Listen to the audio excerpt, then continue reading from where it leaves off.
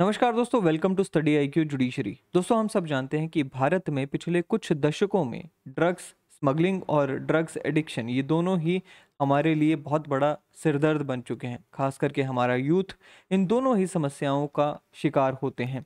ऐसे में इस समस्या से निजात पाने के लिए भारत ऑलरेडी एक स्पेशल लॉ लेकर आ चुका है 1985 में, जिसका नाम है the narcotic drugs and psychotropic substances act 1985।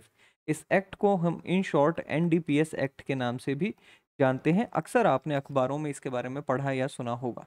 एक और गौर करने वाली बात यह है दोस्तों कि चाहे भारत का आम हो या फिर खास हो, सभी इस प्रॉब्लम से जूझ रहे हैं। एक तरफ हमें बॉलीवुड स्टार्स के जो बच्चे हैं वो इस प्रॉब्लम में लिप्त पाए जाते हैं, वो दिखाई देते हैं, और दूसरी तरफ पंजाब का आम नागरिक वो भी इस समस्या से जूझता हुआ दिखाई देता है। आज के अपने इस वीडियो सेशन में हम समझने की कोशिश करेंगे कि आखिरकार ये एनडीपीएस एक्ट इस पूरी समस्या से किस तरह से यहाँ पर छुटकारा पाने की कोशिश करता है, किस तरह से ये हमारी मदद कर सकता है। तो चलिए शुरू करते हैं। सबसे पहले मैं आपको बता दूं दोस्तों कि अगर आपने अभी तक स्टडी आईक्यू जुडिशरी को सब्सक्राइब नहीं किया है तो इसे कर लीजिए, क्योंकि ये एक डेडिकेटेड चैनल है उन सभी लोगों के लिए जो किया तो जुडिशरी या फिर किसी अन्य लीगल एग्जामिनेशन जैसे कि क्लैट आदि की तैयारी कर रहे हैं। साथ ही में अगर आप लीगल अवेयरनेस में विश्वास रखते हैं तो भी ये चैनल काफ़ी मदद करेगा। इसे आप सब्सक्राइब कर सकते हैं। चलिए अब बात करते हैं इस एक्ट की। जैसे कि मैंने अभी आपको बताया कि ये एक स्पेशल एक्ट है, यानी कि स्पेशल कानून है। अब सवाल उठता है कि स्पेशल लॉ आखिर कौन सा होता है। तो मैं आपको बता दूं कि ऐसे सभी लॉज जो कि एक पर्टिकुलर सब्जेक्ट मैटर से डील करते हैं वो स्पेशल लॉज कहलाते हैं। जैसे कि एनडीपीएस एक्ट जो है वो ड्रग्स से डील करता है, नार्कोटिक ड्रग्स से डील करता है, साइकोट्रॉपिक सब्सटेंसेस से डील करता है, इसलिए हमने इसे स्पेशल लॉ बोला। अब इसका ऑब्जेक्टिव क्या है? The objective is to prohibit the usage, production, cultivation, possession and trafficking of any type of narcotic and psychotropic substances। तो अब देखिए बेसिकली एक बहुत ही बड़ा और होलिस्टिक ऑब्जेक्टिव इस एक्ट को दिया गया है, जहाँ पर ड्रग्स की प्रोडक्शन, ड्रग्स की यूजेज, स्मगलिंग वगैरह सब यहाँ पर प्रोहिबिट करने की कोशिश की गई है। अब अगर हम बात करें एप्लीकेशन ऑफ द एक्ट की, तो हमें देखने को मिलता है दोस्तों कि ये पूरे भारत में ये एक्ट लागू होता है। साथ ही में सभी नागरिक जो कि भारत के नागरिक हैं और जो बाहर जाते हैं उन पर भी ये कानून लागू होता है। साथ ही में ये कानून लागू होता है भारत में रजिस्टर्ड शिप्स और एयरक्राफ्ट्स के ऊपर भी। यानी कि अगर कोई भारत का रजिस्टर्ड शिप है जो कि विदेश में है या फिर फॉरेन वाटर्स में है या हाई सी में है, तो उस पर भी ये जो कानून है लागू होगा। इसी तरह से अगर कोई नागरिक किसी और देश का नागरिक है और वो भारत में रजिस्टर्ड एयरक्राफ्ट में ड्रग्स लेकर जा रहा है जो कि इस कानून के तहत बैंड हैं, तो वो भी इस कानून के तहत प्रोसिक्यूट किया जाएगा। तो ये देखिए एक बहुत ही वाइडर एप्लीकेशन इस कानून को दी गई है। चलिए अब हम बात करते हैं नार्कोटिक ड्रग्स की। देखिए इस कानून के नाम में ही दो जो यहाँ पर जो सब्सटेंसेस दिए गए हैं, एक हो गया नार्कोटिक ड्रग्स और दूसरा हो गया साइकोट्रॉपिक सब्सटेंसेस। तो सबसे पहले हम बात कर लेते हैं नार्कोटिक ड्रग्स की। तो नार्कोटिक ड्रग्स का क्या मतलब होता है वो देख लेते हैं। तो यहाँ पर जो इसकी डेफिनेशन है, सेक्शन 2 में जो डेफिनेशन दी गई है उसका मतलब दिया गया है, narcotic drugs means Coca leaf, cannabis, opium, Poppy straw and includes all the manufactured drugs.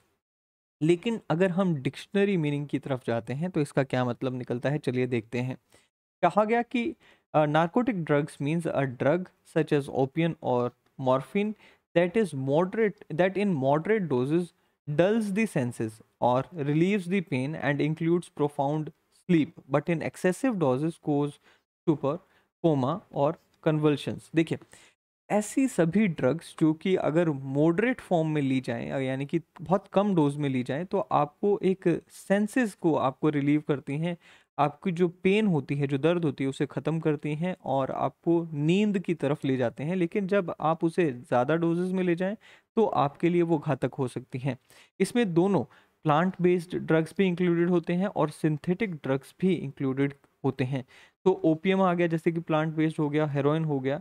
इसी तरह से अगर हम सिंथेटिक की बात करें तो कैनेबीज, कोकेन, कोका ये सब इसमें आ जाते हैं। चलिए अब सब साइकोट्रॉपिक सब्सटेंसेस की अगर हम बात करें तो सेक्शन 2 में जो डेफिनेशन दी गई है उसके हिसाब से कहा गया, एनी सब्सटेंस नेचुरल और सिंथेटिक और एनी नेचुरल मटेरियल और any salt preparation of such substance और material includes in the list of psychotropic substances. यानी कि वो सभी सब्सटेंसेस जो कि इस शेड्यूल में, इस एक्ट के शेड्यूल में एज साइकोट्रॉपिक सब्सटेंसेस दिए गए हैं, उन्हें आप साइकोट्रॉपिक सब्सटेंसेस कहेंगे। खैर ये तो लीगल डेफिनेशन है। अगर हम डिक्शनरी मीनिंग की बात करें तो इसमें कहा गया कि वो सभी ड्रग्स या वो सभी सब्सटेंसेस जो कि हमारी ब्रेन एक्टिविटी को डिस्टर्ब करते हैं या हमारे बिहेवियर को चेंज करते हैं, हमारी अवेयरनेस को चेंज करते हैं, हमारी फीलिंग्स और हमारे बिहेवियर में बदलाव लेकर आते हैं, वो सभी क्या होंगे? साइकोट्रॉपिक सब्सटेंसेस होंगे। आप हैरान होंगे कि इसमें कैफ़ीन भी इंक्लूडेड है, अल्कोहल हो गया, निकोटिन हो गया, देन मैरिजुआना हो गया, ये सभी जो हैं, ये सारे इस डेफिनेशन के तहत आ जाते हैं। चलिए, अब फीचर्स ऑफ द एक्ट की अगर हम बात करें तो देखिए देर देर आर लगभग 7 चैप्टर्स इन दिस एक्ट, तो लगभग 7 चैप्टर हैं। चैप्टर वाइज अगर हम देखें तो सबसे पहले सेक्शन 1 दिया गया है। सेक्शन 1 टू सेक्शन 3 जो है ये चैप्टर 1 में आ जाते हैं, जिसमें हमें डेफिनेशंस देखने को मिलती हैं, काफ़ी ज़्यादा डेफिनेशंस इसमें दी गई हैं।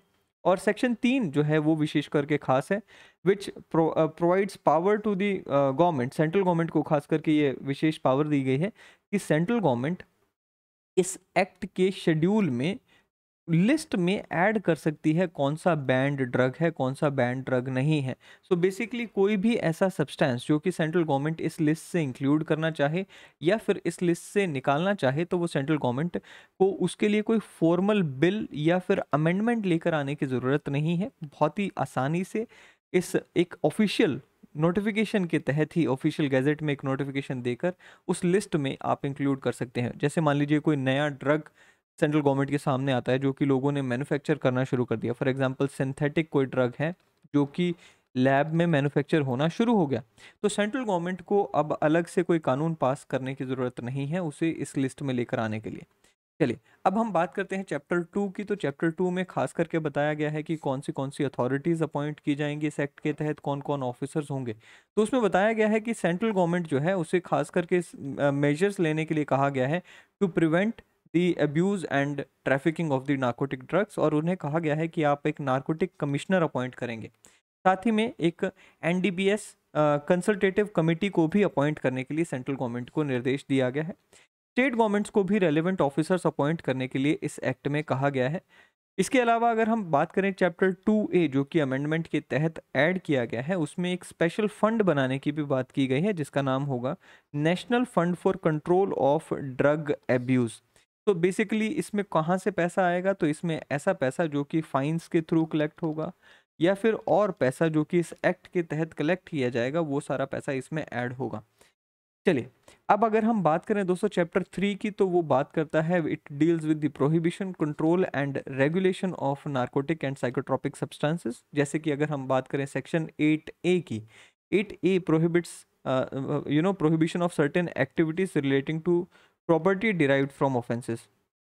तो बेसिकली इसमें कहा गया है कि आप ऐसी कोई भी प्रॉपर्टी का इस्तेमाल ना करें जो कि इस तरह के ऑफेंसेस से डिराइव की गई है, जैसे कि ड्रग ट्रैफिकिंग से कोई अगर प्रॉपर्टी, पहली बात तो उसे ड्रग ट्रैफिकिंग से कोई प्रॉपर्टी कमाने के लिए रोका जाता है। अगर ऐसी कोई प्रॉपर्टी कोई व्यक्ति कमा भी लेता है तो उसे कॉन्फिस्केट करने की पावर्स भी यहाँ पर सेंट्रल गवर्नमेंट को दी जाती हैं। इसी तरह से अगर आप सेक्शन 9 देखेंगे, the power of the central government to permit, control and regulate the drugs. देखिए, ये काफ़ी इंटरेस्टिंग सेक्शन है, इसके लिए आपको थोड़ा सा मैं और डिटेल में जानकारी देता हूँ।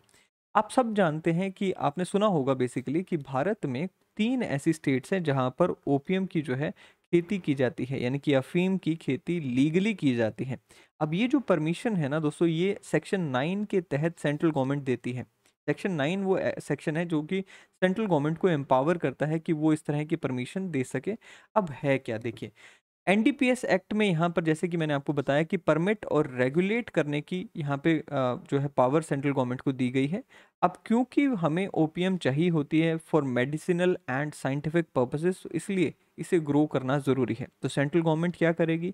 नोटिफाई करेगी ट्रैक्ट्स को जहाँ पर ओपीएम कल्टीवेशन की जा सकती है। तो इसमें हर साल यहाँ पर लाइसेंस इशू किया जाता है, और बेसिकली देयर आर 3 स्टेट्स जहाँ पर सेंट्रल गवर्नमेंट ने लाइसेंस इशू किए हैं, ट्रैक्ट्स को आइडेंटिफाई किया है, जो कि है मध्य प्रदेश, राजस्थान और उत्तर प्रदेश। चलिए, चैप्टर 4 की अगर हम बात करें, ये हमारा खास चैप्टर है जो कि ऑफेंसेस को डिफाइन करता है इस एक्ट के तहत, और जो कि बताता है कि क्या क्या पेनल्टीज रहने वाली हैं अगर कोई व्यक्ति इस एक्ट में दिए गए प्रावधानों को जो है तोड़ता हुआ पाया जाता है।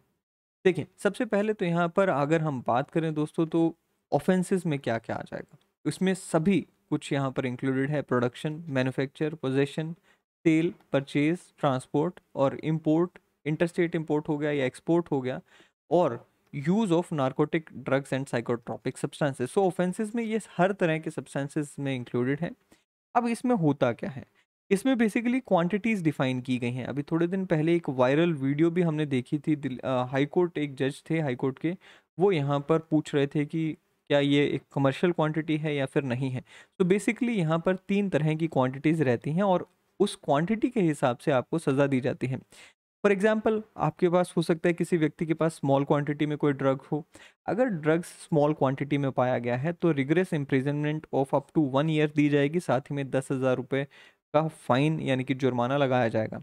अगर क्वांटिटी जो है वो स्मॉल से ज़्यादा है लेकिन कमर्शियल क्वांटिटी से कम है, तो ऐसे में रिग्रेस इम्प्रिजनमेंट 10 साल तक की दी जा सकती है और फाइन जो है वो 1 लाख रुपए तक का लगाया जा सकता है। कमर्शियल क्वांटिटी अगर है दोस्तों, तो ऐसे में रिग्रेस इम्प्रिजनमेंट जो है वो 10 से 20 साल तक की दी जा सकती है और 1 से लेकर 2 लाख रुपए जो है फाइन आप पे लगाया जाएगा। अब देखिए हैं कि ड्रग्स स्मॉल क्वांटिटी क्या है और उनकी कमर्शियल क्वांटिटी क्या होगी। देखिए, अब एक चीज़ यहाँ पर जो समझने की है कि कई सारे जो ड्रग्स होते हैं उन्हें बनाना मुश्किल है और उनका असर काफ़ी ज़्यादा होता है। जैसे कि आप यहाँ पर ये सब जो ड्रग्स देख रहे हैं, अब इसमें एम्फेटामाइन जो है, अब इसकी जो स्मॉल क्वांटिटी है वो 2 ग्राम ही रखी गई है और कमर्शियल क्वांटिटी 50 ग्राम है, यानी कि 50 ग्राम जो है वो कमर्शियल क्वांटिटी में आ गया।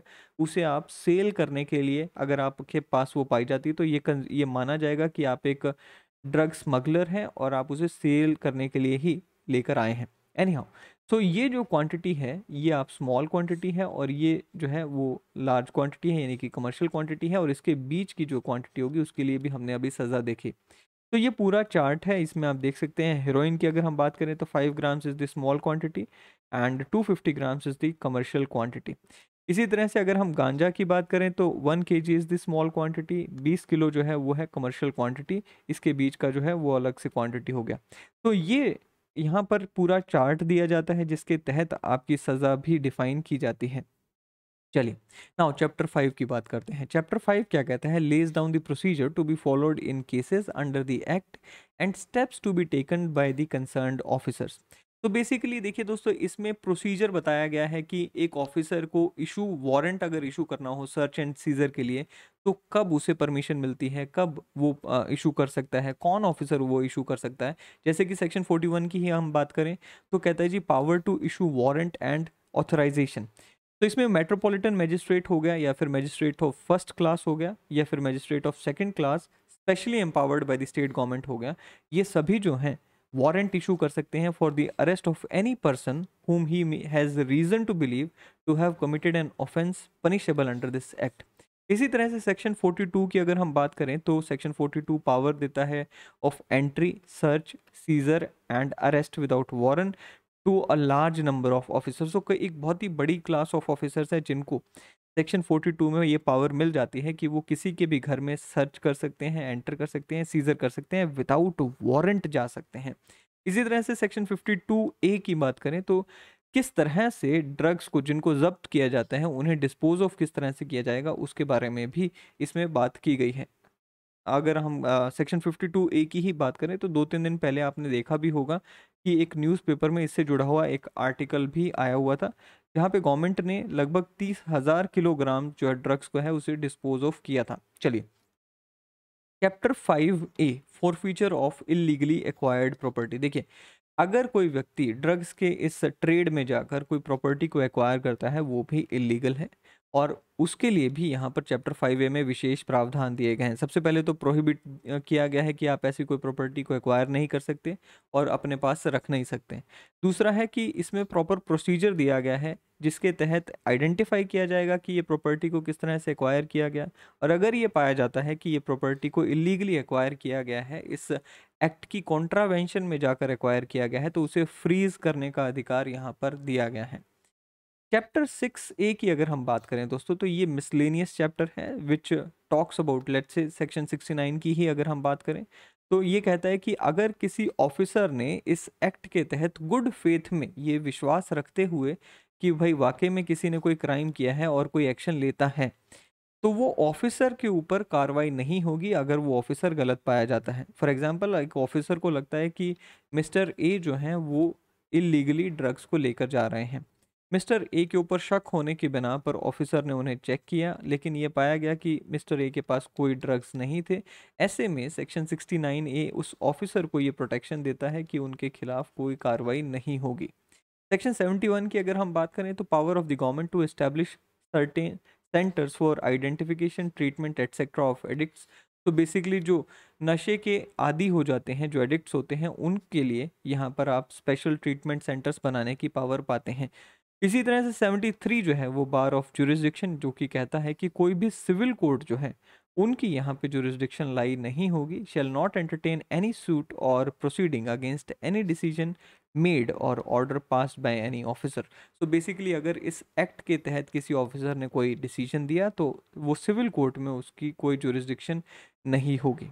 तो ये कुछ प्रावधान हमने देखे दोस्तों इस NDPS एक्ट के। आई होप कि आपको ये कानून जो है समझ आया होगा एंड आपके लिए इस कानून को समझना इजी हो गया होगा। इसी तरह की जानकारी को हासिल करने के लिए आप सब्सक्राइब कीजिए स्टडी IQ जुडिशरी को। अगले वीडियो में फिर एक बार मिलेंगे। Till then thank you and have a great day ahead. Thank you.